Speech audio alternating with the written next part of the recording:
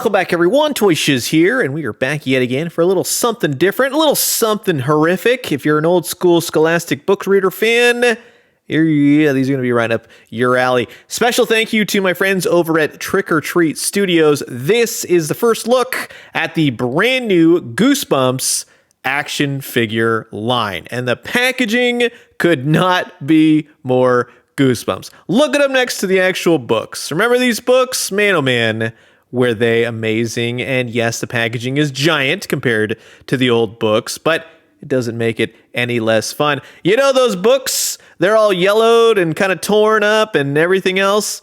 Yeah, the packaging definitely reflects that, right down to the disheveled pages, the kind of grime that gets into the paper. You get the idea. Trick or Treat knows what's up. They definitely did a fantastic job on this packaging, and you can leave them in the box, you can take them out. You don't really have to destroy anything to get the figures out, just FYI. But just to see the old school books next to this packaging, that's amazing. But what do the actual figures look like, you ask? Well, again, if you're a Goosebumps fan, these figures are going to be right up your alley. Goosebumps front and center, down to the window box packaging. You get a figure, you get a card stand, and you get to see that, yeah, they've done a beautiful job in recreating it. The packaging is just astounding. Well done. Trick or Treat, Target, Walmart, retail. Put these in stores so people can walk down the aisles and get them, please. Even down to the bottom of every book, they had the red rectangle with Scholastic books in there, now replaced with Trick or Treat Studios. Well done. Before you even get to the figures, this is just amazing. That is so cool. On the back side of the packaging, it gets a little bit more lively. You get to see Collect Them All, along with just the classic Goosebumps artwork. Look at that right there. Now you can grab every single figure from Wave 1. Not to worry, we're going to be talking about each figure here, but there's also a Build-A-Figure, in which Trick or Treat Studios has called it the Build-A-Bonehead, which is amazing, and you get to put together the Goosebumps mascot, Curly. So again, it's just a little extra incentive for all you Goosebump fanatics out there. Here's everyone involved with the creation of these Goosebumps figures, so thank you very much for that. Follow Trick or Treat Studios and all the various social media platforms. And here's the barcode. I will put pre-order links down in the description below. Trick or Treat Studios is no longer taking pre-orders, but you can grab them at places like Entertainment Earth.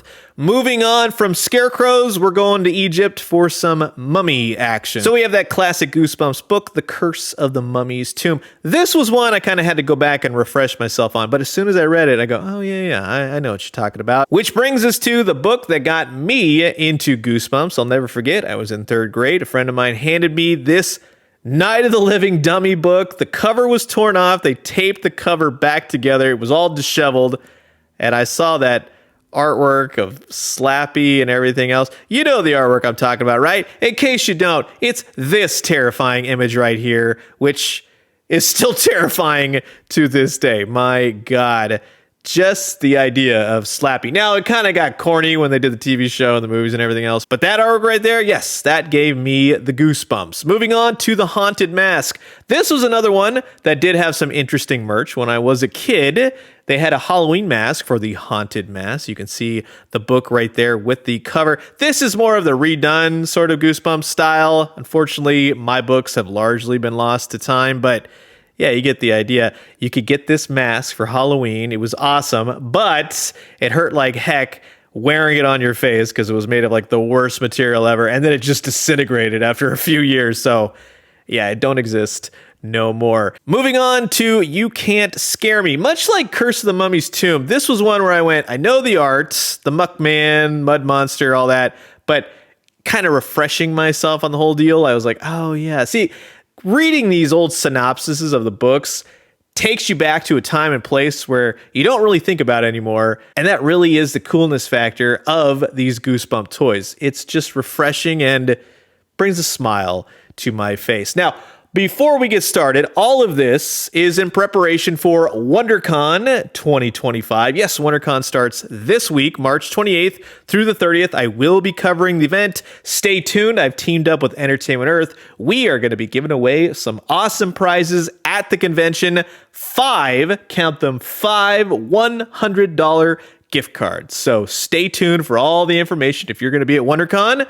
and how you could potentially win yourself a gift card. Like I said, if you're interested in these Goosebump figures, you can order them still from Entertainment Earth. It's a pre-order. In talking to you, Trick or Treat Studios, these Goosebump figures are nearly ready to rock and roll. You're looking at probably the end of April and into May. It could be sooner, but that's the general time frame for now. But again, if you're interested, Entertainment Earth is the place to grab them. $125 for the entire lot. It's roughly $25 a piece. You get free shipping. But if you want to wait until they're in stock, you'll get 10% off with my links. It has to be in stock. But in the meantime, this is going to be an absolute blast. Sit back, relax, put on those nostalgic glasses. This is a look at the brand new Goosebumps action figure line Wave 1 by Trick or Treat Studios. And right before we get started, I just want to say thanks so much to everyone who continues to watch my YouTube channel. And if you haven't already, please do consider subscribing. Why? Well, we have old toys, new toys, daily news updates, and none of that Fear Street nonsense. We're not even going to bring them up. It's Goosebumps all the way. So here is the Curse of the Mummy's Tomb all out of the packaging. And we're going to use him as basically a, well, here's what you get in the box largely with each figure. Starting off with the base of the card stand. It's going to be this green, goopy slime with a peg on there. You can peg each figure into the base. You have the back part of the card stand, which not much going on, but this is where you're going to slip the card in and you're going to marry the two pieces. So it's a big old slime structure, which looks very cool. I will say that. Stands well, holds the card. It's just a nice little accent piece. And for safe storage, it pops apart easily, so you won't have any problems there. But I like that that's just kind of a wink and a nod to not being able to package the book, but at least you got the card, which will represent the book. Chances are, if you're ordering these, you have the books already. But I like how it has the book synopsis on each of the cards. And again, it just brings back all that Goosebump glory that you know and love for being a Scholastic book reader. Remember when those book fairs would come around to schools and your parents would go, yeah, no, we're not buying those. You could just wait to get them from the library. Every so often, though, I was able to get one book, but it was very few and far between. But it was usually a Goosebumps book or Garfield. But you can see how the stand looks great next to the figure, but you're all here to see the figure. So with the mummy, which is a mummy. And you have to think about this. You want the monsters from Goosebumps. And there's not going to be a whole heck of a lot of articulation here. It's 5 POA. The legs, the arms, the head. But you got peg holes on the bottom and one heck of a awesomely sculpted toy. And that's what I want to see. I don't want an overly articulated Goosebumps character, right? You don't need him doing jujitsu to fight Spider-Man or Batman or something like that. These are supposed to be representations of your childhood in plastic action figure form, and that's all it's supposed to be. Put it on your library shelf. You got the peg hole right there. You pop it onto the card stand, and you got one cool looking complete set right there. Say no more. Put the book somewhere around them if you want. Again, put them in your library, in front of your Goosebumps collection, your horror collection, whatever you see fit. But to kind of spin him around, get him walking, that extra leverage of keeping him upright, getting him moving, that is really cool. Well done. Now, moving on to the Haunted Mask. The Haunted Mask taught me the name Carly Beth. Carly Beth seemed to be the name in the 90s, just FYI. But it all originated with this book right here, which again was one of the ones I always remember because of the Halloween mask, and just largely it was fantastic artwork. It's the same deal as the Mummy. You got the card stand. Everything is basically put together in the box. You just kind of have to apply the base. But you can read up on old Carly Beth and how Halloween is nearly over and she is still wearing that mask. That mask, even when they did it on the TV show and everything else, it was still terrifying. Now, her accessory is going to be Carly Beth's human head on a stick. And I like the simplicity here. It's got a nice wash, got a nice eyes, sculpts, everything else. It's a head on a stick, which is all kinds of horrific. I originally thought, well, maybe you could pull the head off and you can swap the heads between masked or unmasked. That would have been a nice touch. Can't do that, though. So it's just the stick on the head. But regardless, you get a creepy, kid figure with that horrifying goblin mask on there. The hands are all twisted and weird. Yes, it's going to be very pre-posed, but again, like I said, this is what I would expect for Goosebump toys in 2025. I like the idea that the kid's wearing overalls. It's very 90s. Overalls, chucks. You've got the head that will swivel, kind of rotate right there. The arms, the legs, everything moves. But yeah, it's just supposed to be unsettling, and they've really captured that, especially when you add the little girl's head on a stick. That's enough to give you some goosebumps. But the coloring, the sculpt, the details, everything about it, very nice touch there. Trick or Treat. Put her on the card stand peg and bingo bango. Once again, you'll really be adding to that Goosebumps shelf collection that you got going on. Moving on to the Scarecrow Walks at Midnight. This is one of those where definitely remember this story. Definitely remember the artwork, the coloring of the book, everything. For whatever reason, it was just perfect all which ways. But again, it's a very interesting looking figure for many different ways. We'll talk about that. Like I said, the book, the synopsis, the scarecrows come to life on Jody's grandparents' farm. This is pretty fun. The Scarecrow himself looks great. Again, straight from the artwork. But here's the thing. And I'm glad they didn't do this because that would have been really weird. If you look at the artwork, he's on the stake and he has twigs and stuff for arms.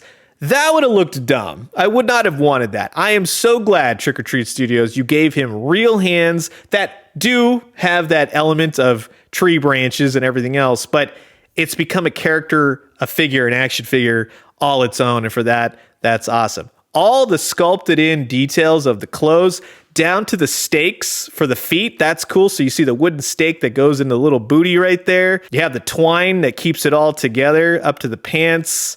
Yeah, that's well done. Again, peg holes on the bottom of the feet. Nothing will rotate at the actual feet. You've got the legs, the arms, the head. Like I said, these are going to be 5 POA figures, and they're around, well, depending on the figure, but at the highest point, about 5.5 inches for the figures. But again, it's perfect for the idea of Goosebump toys. We're not looking for super expensive stuff here, overly articulated. We like good, creepy sculpts on our action figures. Look at the patch they painted, sculpted on his arm. That's just fun. And that's really the goal of what Trick or Treat Studios was going for here. Hey, remember growing up and reading Goosebump books? I sure do. And now, in 2025, you can have these on your shelves with the Scarecrow Walks at Midnight. And speaking of Batman villains... which I'm getting to, just give me a second. We have You Can't Scare Me. This is one of those where I go, I know the artwork, I had to go back and read it, and it kind of clicked. I kind of remember this one. I have vague memories. I have much more memories reading Goosebumps for other books, but you have the mud monsters right here, which are oh so cool. The coloring of the book was awesome as well. Courtney, she's, you know what, and she's going to be taught a lesson with these muck monsters. And boy, oh boy, this is one of my favorites of this wave. I love the coloring on him. I like that they didn't go too, for lack of a better term, poopy with him, right? He actually looks like dripping mud. The coloring works. There's not going to be any articulation on the legs, just FYI, but it makes up for that in the sculpt. He's just kind of terrifying every which way. But like I said, with the minimal articulation in the legs, I like that he has articulation in the arms at least. This one is a 3 POA figure, but that face, the really long mouth, the eyes that are dripping and drooping and everything else, peg holes on the bottom of his feet. He stands well. That's a plus. You don't really have to utilize the peg that's on the card stand, but you can definitely do so if you like. But I like how his head just kind of swivels to and fro. And the big thing for me, when I first saw this, I go, well, that's kind of like an old school Clayface, right? And you get him and you go, oh my God, even down to the colorings for the old comic books. So methinks, and I'm just pointing this out, if you're a superpowers collector and you want a Clayface, look no further. This actually looks good with the superpowers figures. But I digress. To have this character next to his book, the Muck Monster from the old Goosebump tales, heck yeah, this rocks. I absolutely love this one. And then, of course, we have Slappy.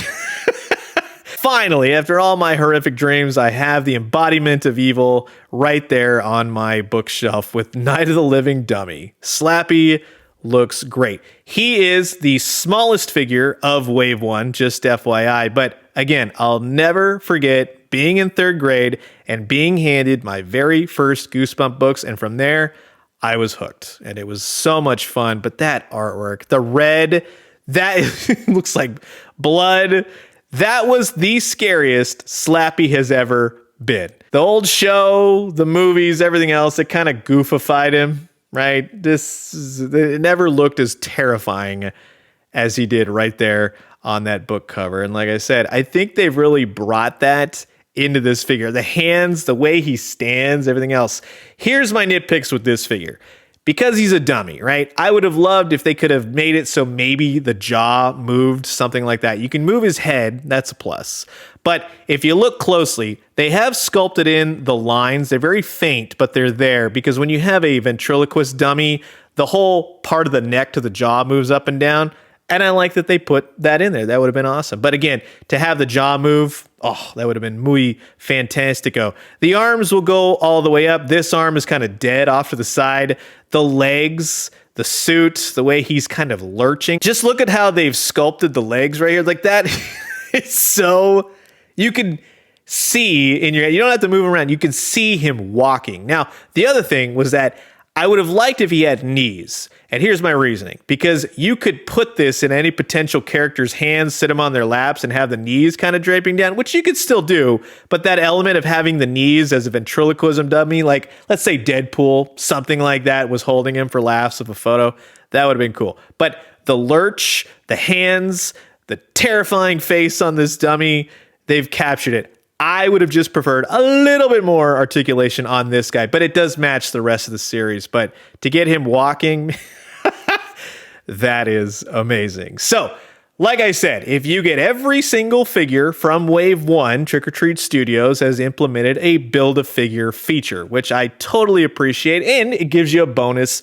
6th figure. So you don't have to get them all if you don't want to, but there is that extra incentive, and again, for you Goosebump fanatics out there, you gotta have the mascot, Curly. So this is the pink mohawk, glasses wearing, scarf with the G emblem, Curly.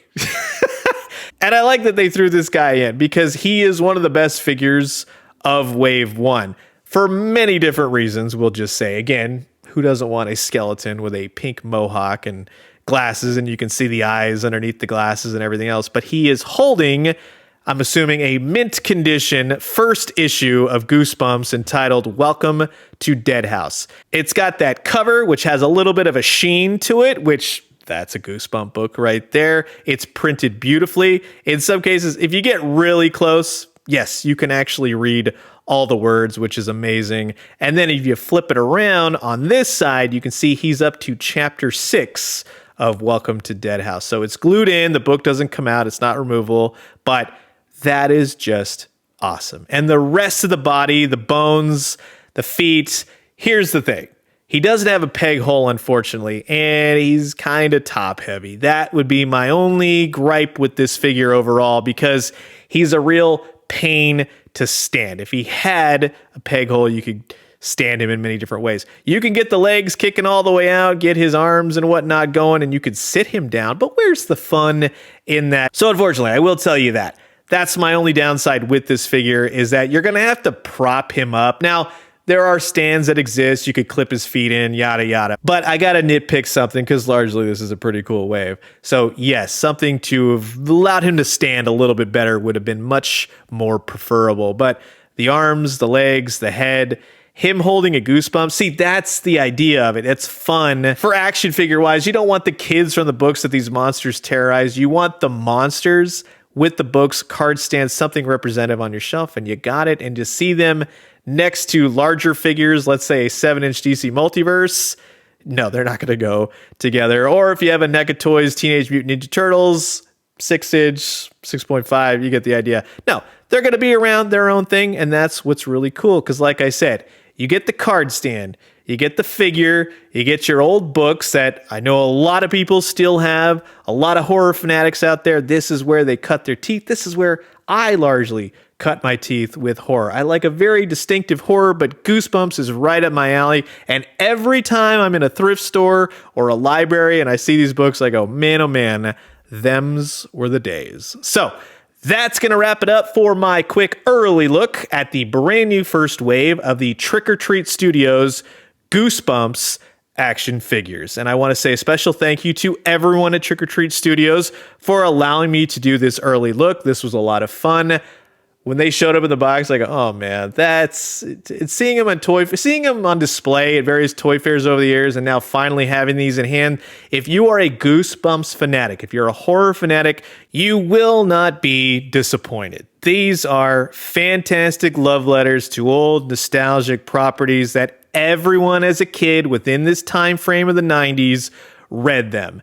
If you had the Babysitters Club, if you had the Hardy Boys, things like that, everyone else was like, nah, we're good. Goosebumps was where it was at, and these figures absolutely rock. So you've heard my thoughts, and now I'm curious to know yours. Comment below, let me know. Let's talk everything Goosebumps, and until the next one, I will leave you guys with that.